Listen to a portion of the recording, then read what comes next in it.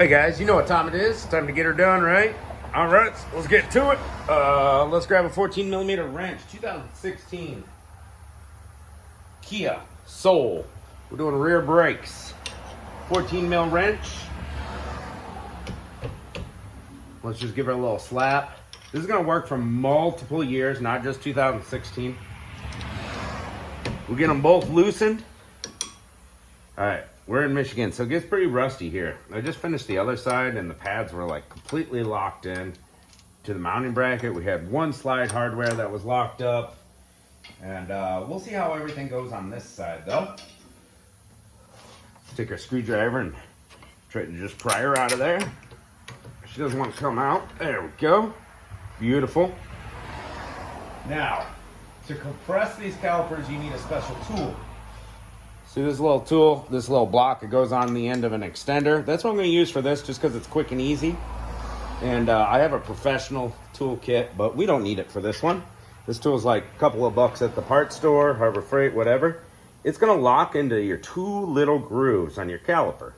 What you're going to do is apply inward pressure and turn clockwise on the caliper. Let's see if I can get you a view on this. And it's going to keep on spinning, inward pressure and spin until it bottoms out. And that's how you compress the calipers on this. Keeps on wanting to slip out of its groove. That's okay.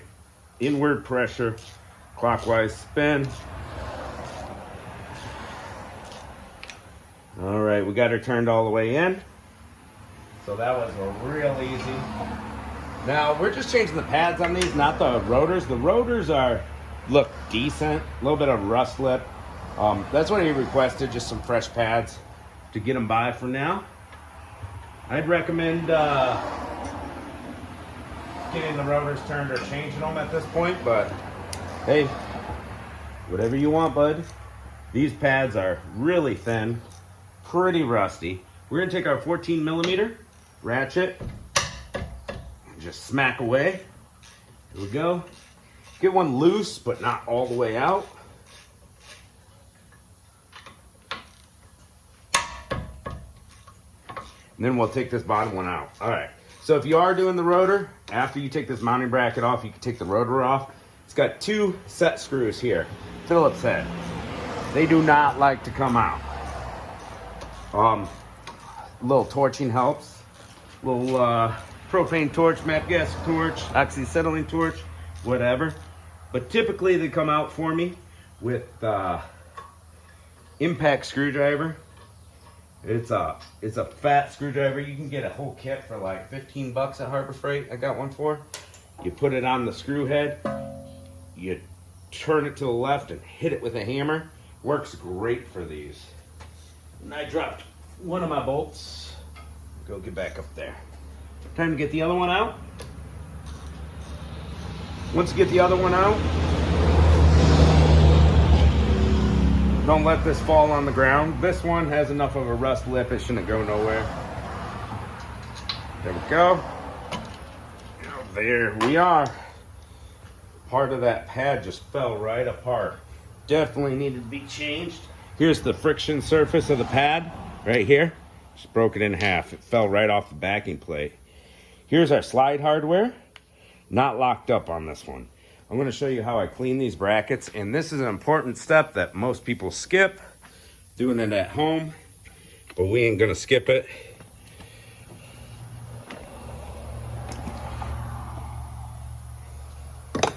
I'm going to put this little guy right in here in my vise and show you.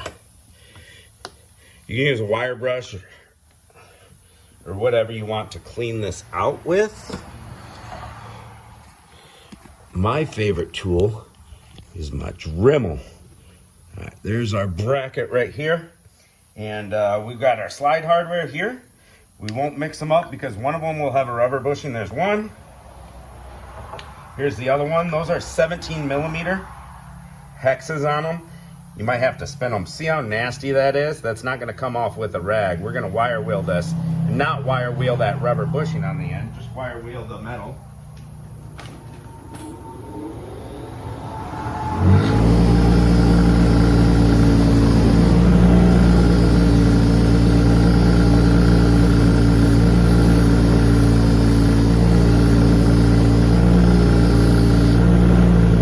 There you go, got all that old junk off of there. Woo. We're gonna grab some high temperature silicone based brake grease. That's the only grease you should be using. And this is AGS Silglide brand. It's the best. We're gonna put some grease all over there, coat it. Pop that guy back in. This one, nice and clean.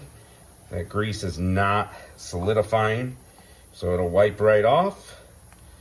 Get a nice dab, coat the whole thing, slide it in, spin it, and it's locked in and sealed. Here's our pads. They're completely froze up. There we go. Grab our screwdriver and take our hardware out. Should be buying premium pads with new hardware.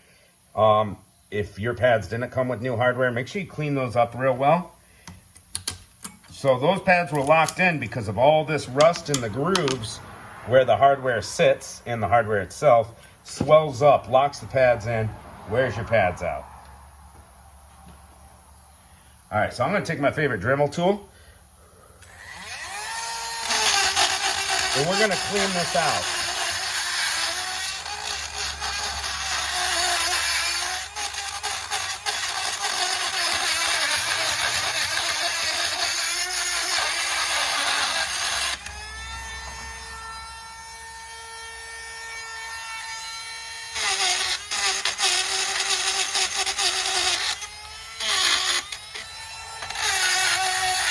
Anywhere that hardware touches, we're more worried about the grooves where the pads sit. I don't like inhaling this brake dust. My high-tech mask won't stay up. What the heck? Must have tied it wrong.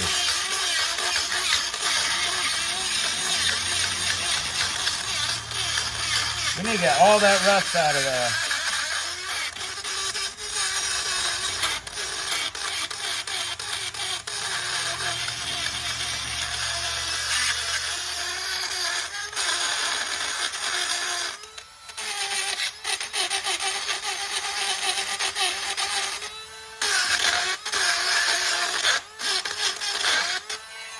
Good for one side.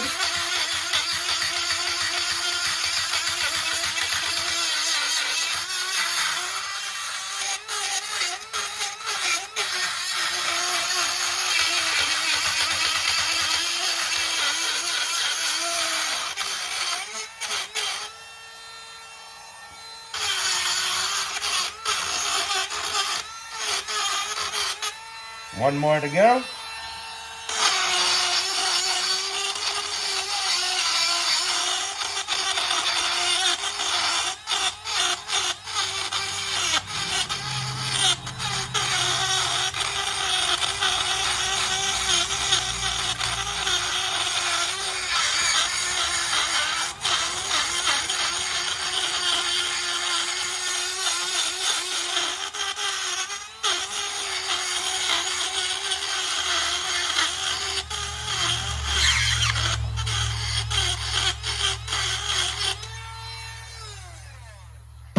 Bada boom. All right, because we live in the salt belt, we're gonna put a thin layer of grease everywhere the hardware touches on the bracket. This is gonna go in between the mounting bracket and the hardware. Everywhere the hardware touches on the bracket. A very thin layer that's gonna really help keep that rust at bay throughout the winter coming up here. And ooh, there's one more spot to clean, which is in between the grooves, because there's this little tab that fits there. So I'm just gonna hit that real quick. There we go. Can't forget about that. All right, now this hardware just pops right in. Make sure it's popped in. in the middle where it clips in. Now we got our pads. Let's get a little bit of grease where the pads contact the hardware. Keep those pads from locking in the future, just a real thin layer.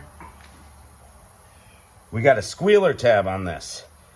As your brake pad gets low, it'll start squealing. Let you know it's time to change the brakes, and that's gonna go on the inside top of the bracket. So it'll be the side with the slide pins. There we go. Put one in. Just the smallest amount of grease, a little bit right there on that ear. Help a brother out.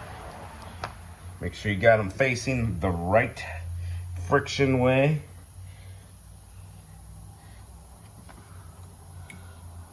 And now the hard part, getting this pad to go in.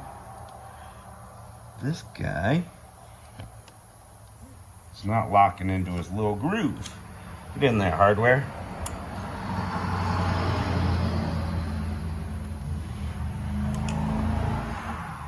We'll give that hardware just a little taparoo. There you go. If you get any grease on your friction surface of your rotor or pads, just give it a little spray with brake cleaner. There we go. Now she's in there. We are all assembled.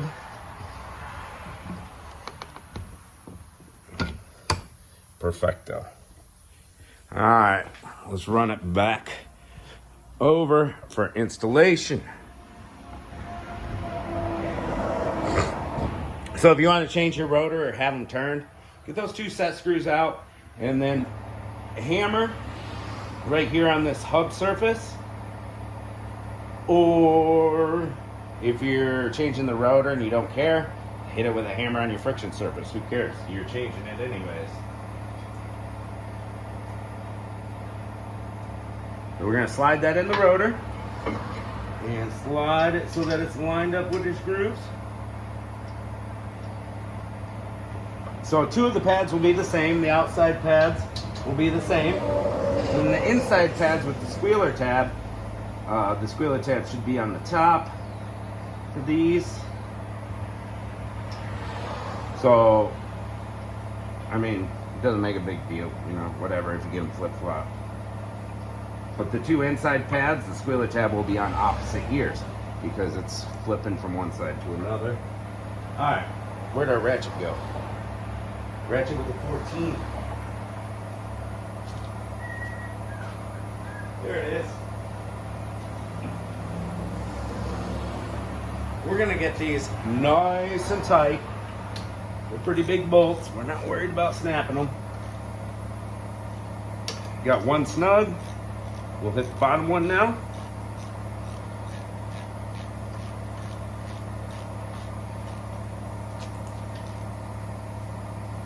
Now go back to the top one, give it one more hit. There we go.